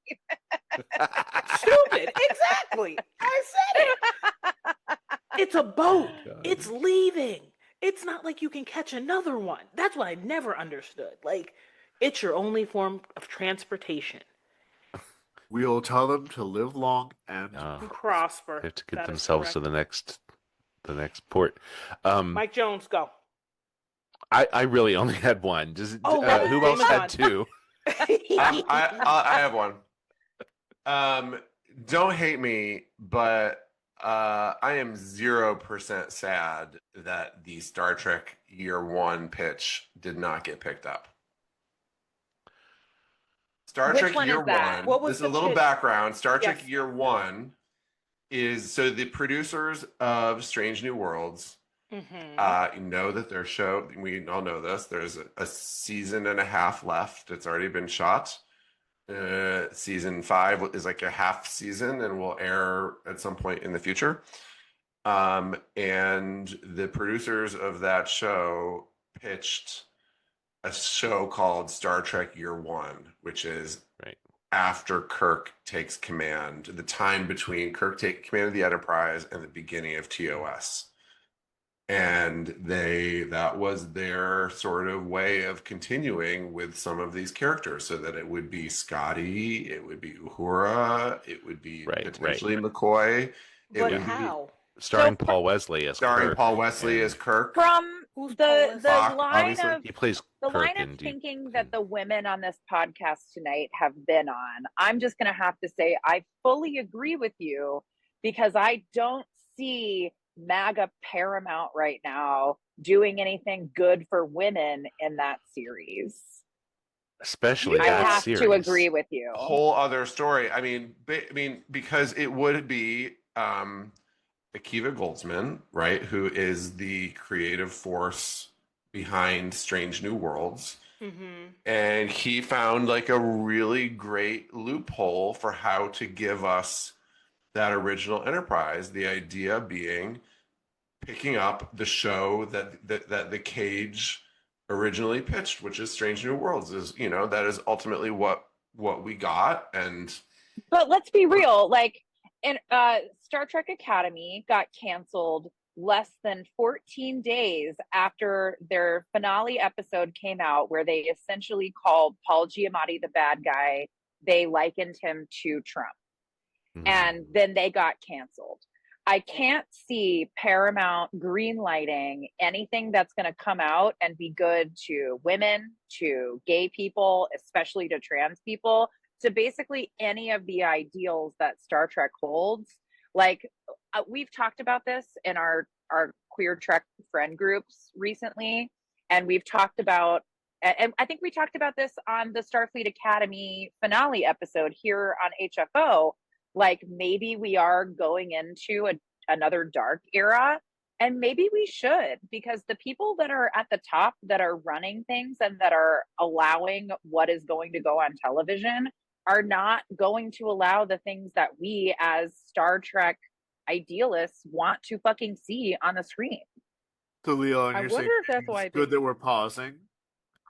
Well, I think we should pause. I think we should pause until we get a different president, and then the monopolies are broken under all of these different media companies. Yes. Oh, we're fucked. It's going to be this.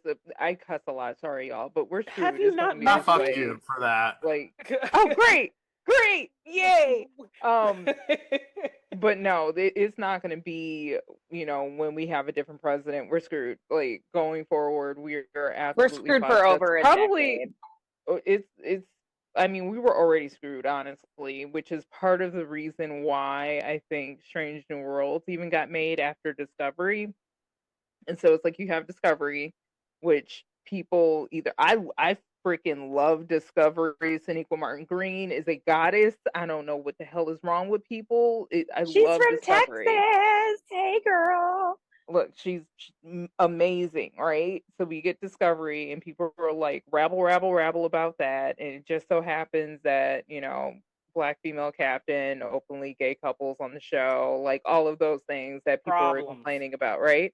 And then they started moving back towards nostalgia, which was Strange New Worlds. And then, this whole was it for the first year, like that is moving back even further into the nostalgia.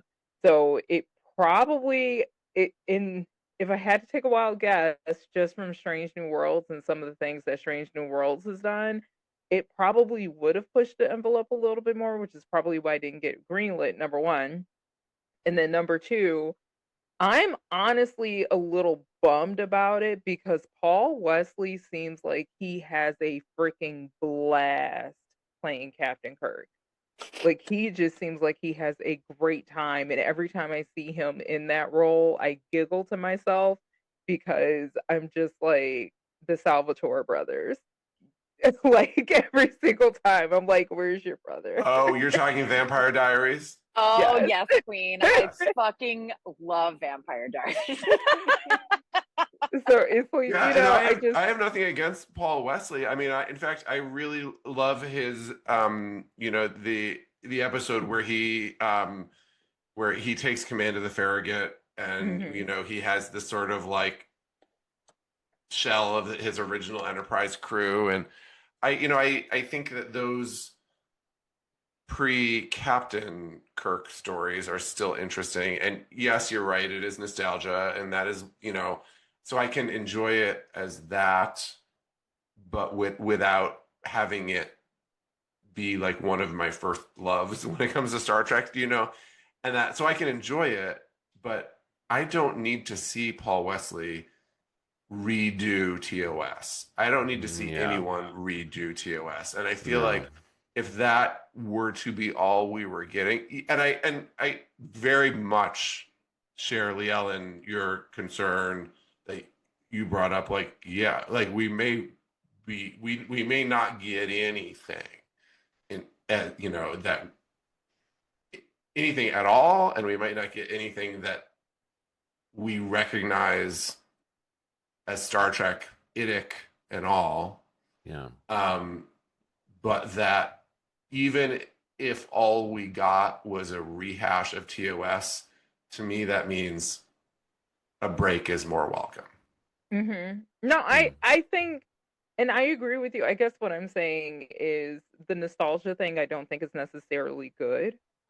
Because they're going back to a very 1950s, 1960s white male centered version of that nostalgia that I think is the biggest issue with it, which again, I think that could be a reason why this did not get greenlit, is because they did not want to live up to that very specific I can slap my secretary on the ass and there's whiskey in the refrigerator image, right?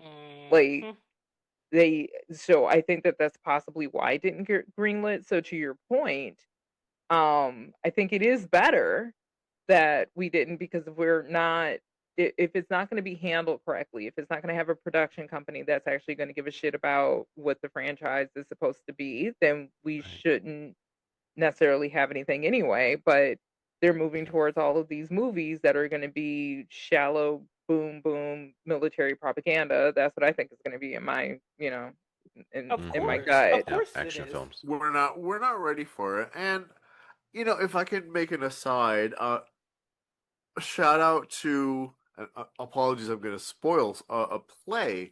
My friend Duncan Flaster has a play called Nothing Human, and it's a great work. And basically, it's about a person who creates an artificial intelligence, and this is written years ago. But at the end, he asks the AI, "What is the root of human evil?" And it takes about 5 or 10 years or something to think about it, ingest all this data, and at the end of it, it spits out one word: nostalgia. I mean, I would have said big religion, but sure. I would fucking fully agree with you, Nzinga. Yes, thank you very much. No, I could see nostalgia being it too, because it could be born of it. I mean, So think about Where does how many. religion come from? But Yeah, here's the thing: how exactly. many Why are movies? we like? It comes from that place of why, back in the day. So we need to go back to the roots, and let's make these rules where we can just control people. I mean, how many times do we need to see a World War II movie? Like, every year we are rehashing. Like, there's about to be. I just think to myself, like, randomly I don't really turn on the TV, but randomly seeing ads for, like, how many times do we need to have the World War II, the Dunkirks? How many times? It happened. Great. We now need another Pearl Harbor. We now need another this to, like, booster the ideals of them. You know what For I fucking started what? to realize though? That's playing to a very specific audience that is Correct. Yup. kind of Yup. because they are obsessed with that Yes. shit, and it's Yes. weird to me. Like it's like okay, I could understand you want to understand history and all of that, but it is still. But that's not understanding history. That is a idealized version. There's always a really central is. character who is the unicorn, who is the reason that this battle was won or that no, like no. It's very effective though to get somebody it to fight in is. war for you, because then I mean, get to be the hero. It's mega Yeah. dog whistling. Yes. Damn. I mean, Call a spade a spade. The idea is to get people to think that they can be that guy. They can save the day. Yep. And get that armchair hero. It's armchair quarterback. But now this time with militia and guns. Yep. I agree. Sorry. Am I being controversial? Yes. Oh, we love No. I We don't know really if you didn't are. want controversy on this episode, Sonyl. Like, I don't know what the fuck you were thinking. Don't hate me. You know, I'm late for my transporter.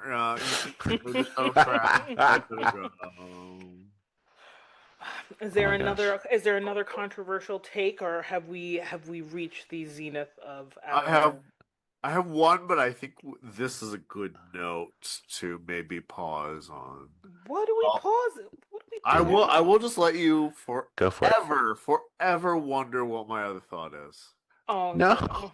I won't think about it after this. No, That's Leigh so Ellen. Don't Yeah, hate Lanita's me, going to be but I up all think that's night a wondering what stupid you're thinking about, idea. Sonyl. Lanita is going to go upstairs, wash her face, and put her jams on, get in bed, put some grays on, and not give a two shits what Sonyl was going to say.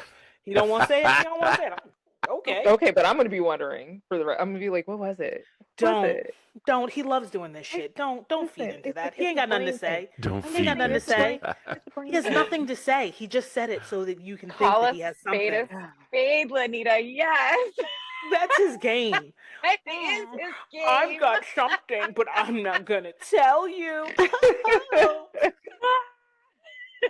Oh See the my face? God. Well, while I he have sits one there more. silently, I'm going to offer my last one. Yes, Yes. Damian. And it comes with an apology. Oh. Don't hate me, but in the very late 80s, I was of the persuasion of the haters who ruined Will Wheaton's childhood. Oh my And I god! just wanted to take this opportunity.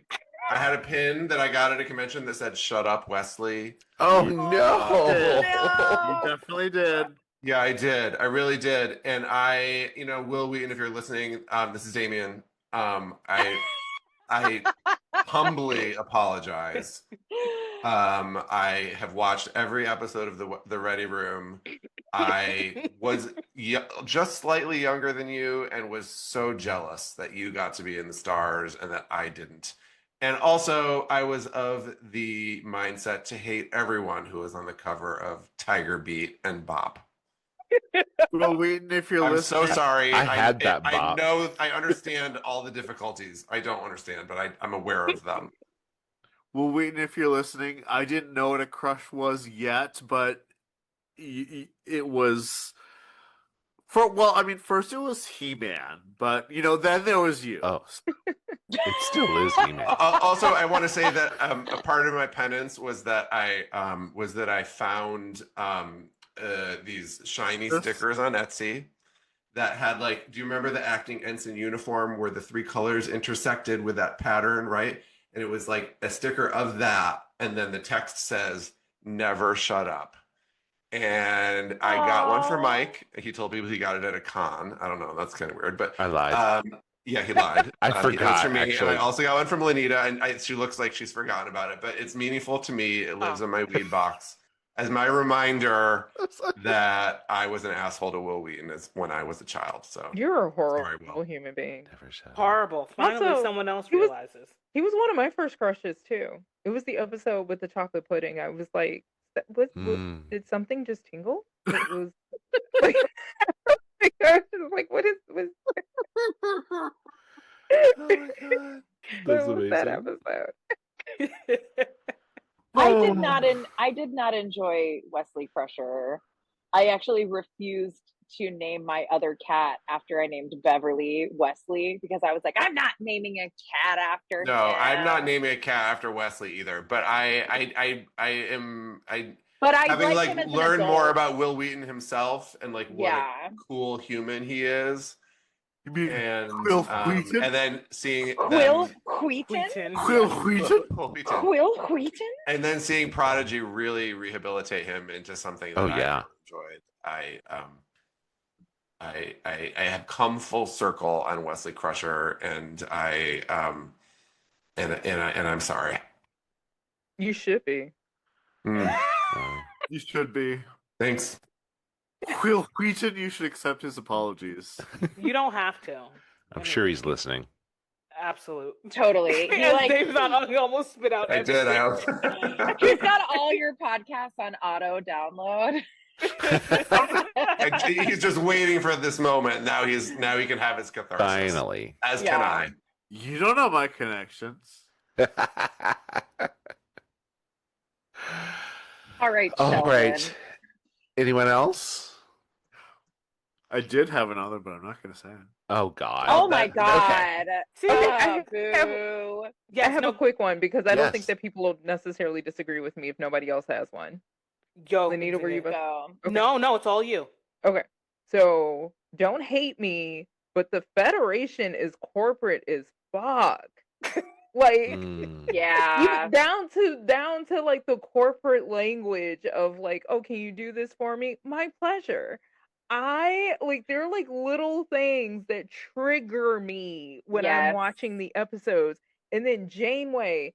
So there have been a couple of episodes that I've seen where Janeway makes the completely wrong decision, and then she'll like be talking to the entire like bridge crew after the fact, and she's like, so we have to learn that in the future we can't do this because it was a bad decision and we should have chosen. Who the fuck is we? Who is we? You were in control. You are the captain of this ship. Who is we? Like, and it's so corporate. Like, it literally triggers me while I'm watching the episode. I'm like, man, I don't know why, but all of a sudden I want to just log in and put in 2 weeks vacation at work. There's so many episodes where people will be like, no, I don't want to do that. And they'll be like, chain of command. And they'll be like, you know what? You're right. Chain of command. I should just listen to the captain and I should just do whatever they say and not ask any questions anymore. And it's like, no, that's not. Who was that character? That was Oh my so God, good. I we've know. never- That we've was never so met good. her. Loved it. I know you are a theater kid just from that. I know it. That was so good. She went into Dixon Hill. It's okay. That was literally the secretary. But it really bothers me. I'm like, if you have a problem, have a problem. Don't get like when somebody challenges you with chain of command, don't be like, yeah, I'm just going to follow chain of command now. I don't have a problem anymore. It's fine. You know My what that thoughts are is? nothing. Leon, request denied. I'm just that's the level of corporate despair that you reach when you just don't care anymore, and it's like, do this because your boss doesn't look fine. Fuck it.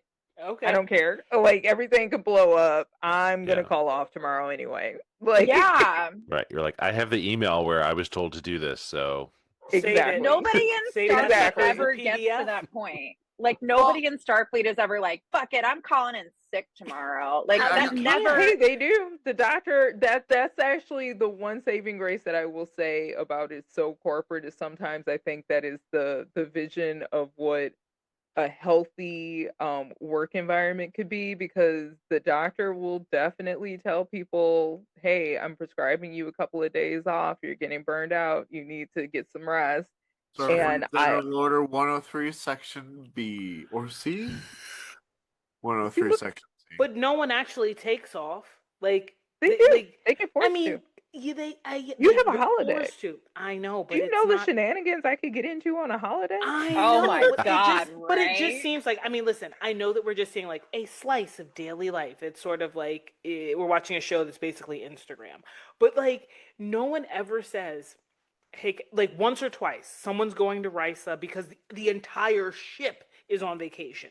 But no one ever says, I think I'm going to go to bed. It's the doctor saying, get your ass in bed, not anyone actually. Who has said, except for, because I just watched the episode. Well, no, not even. Saru didn't even want to go to bed. He wanted to work through his Kelpian death march. He did. Ganglia. He was like, I'm gonna sit at this table, having a cold, drinking salt water. Wild. It's like the opposite of the dude in Men in Black drinking sugar water. Wild. And what? He was just going to sneeze on people? I mean, what was his name? Is Leon. The other Not one. Leroy. What was his? I think it's Leon, but It's I haven't Leon. seen that movie in over a decade. No. In Discovery, the one who looks like he looks like a lizard. Bug. Linus.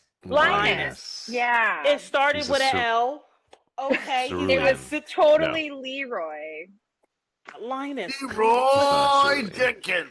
He's a Exactly. sorry, whatever. He's something. He's got No, 6 not nasal that. passages. He had a cold last week, Sorry. but he didn't even take off. He just sneezed He in didn't somebody's take off. face. He pushed through it. That's what I'm saying. I mean, they will have like life, earth-shattering adventures, and no one's like, I think I need a mental health day tomorrow. Right? You know what I mean? Like, I just lived a 50 whole billion life people and just died. I think I need a minute. I think I need a break. So, Burn happened. That's because like, well, the next episode they just forget everything that happened anyway, and Correct. a That's lot of true. them. So Yeah, it's that's like true. we Because can just that was assume that Gene's there's been vision. months. I always, Right. I do always want to. I always wonder how far. Like we watch the episode.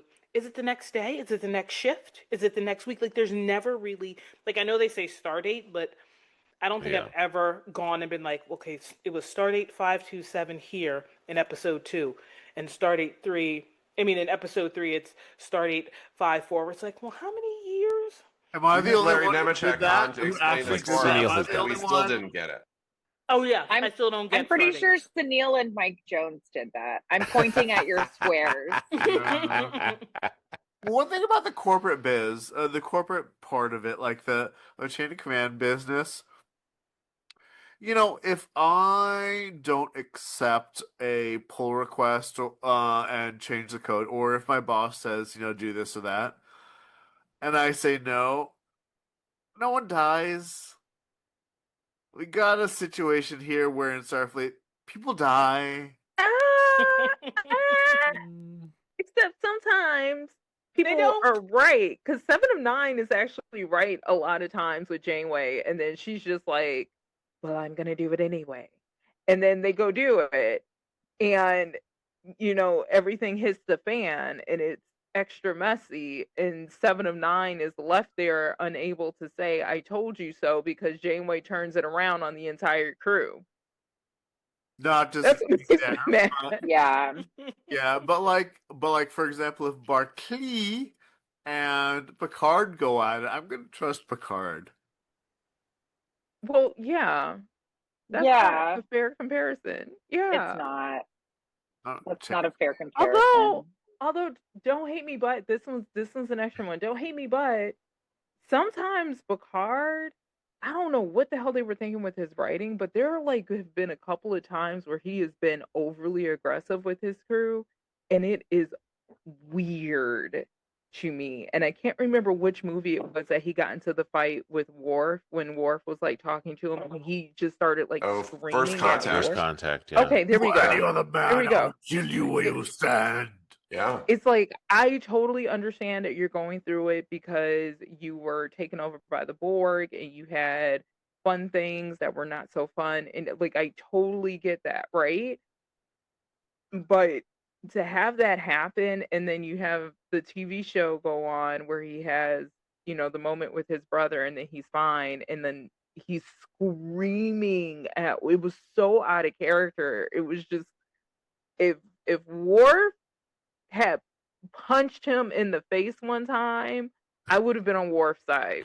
I would have been on Worf's side. Like, don't do too much damage. Like, but if it was just like, oh, who the fuck you talking Yeah. to? Like, I would have been like, As He far as needed Alfred Woodard to Valid. set him right. because as far as punching goes, True. the line must be drawn there, no further. Jesus Yes. Christ. He's insane. Exactly. He's literally insane. Okay, I'm kids, so we fired are up coming for up on like Marshall. 2 hours. So Look, Mike said I'm done. I'm not going to be editing this. And I So court-martialed. Oh my God, I love it. Nzinga, thank you so much for joining us so quickly after you were on before. I don't know if these episodes are going to come out one right after the other. They probably are. But thank you. Leigh Ellen, Sonyl, thank you so much for jumping in at the last second. Inch hitters, you guys. This was Thank so you. fun. Thank So you. fun. So fun. Would you call me? We've talked long enough that the sun is completely set on Leigh Ellen. That is Like, correct. True. But with my new computer, it was like, do you want a light